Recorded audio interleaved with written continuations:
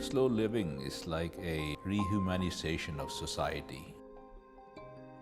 If you use the example of in the last 50 years, we've consumed more than 50% of the world's resources because of the pace of the way we live.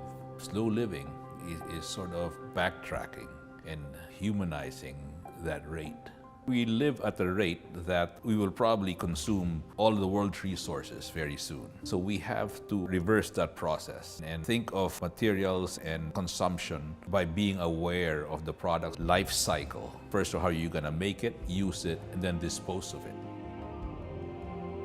Slow living is very succinctly a slower paced lifestyle. It's direct opposite of what we know in the modern life that we have, where everything is calendared, everything is on your phone, and knowing what you're doing every hour of the day. Slow living is just you go by your own pace. That's a lifestyle that we all strive to have, maybe at one point, at a later point in our lives, but the sooner the better, right? Slow living is finding those small pockets of joy in your everyday life, like enjoying a quiet morning alone with a cup of coffee, or waking up a little later than usual. Spaces that inspire slow living can positively affect people by improving their quality of life. Don't we all want to create a home that feels like our quiet retreat from the outside world? I think it's about going back to basics, cutting down on the things that aren't necessary, and keeping the elements and the aspects that you think are the most important to you and the most relevant. I think in that way also you really maximize the space that you're in. I think it's also about enjoying life and enjoying the space that you're in. You should feel at home. It's also designing around the spaces that you'll actually use, the places that you need, and around your own personality.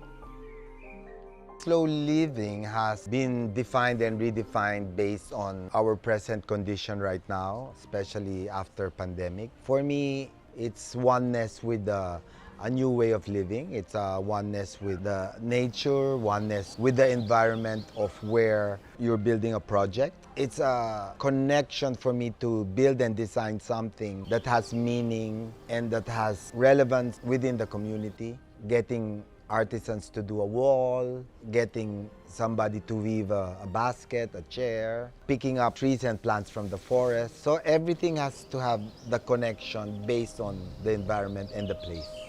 I wanted the simplicity of an A-frame home, the black colored for a subduedness of the look. I was very conscious about the environment, the oneness with nature, not using a lot of the resources that would ruin our environment.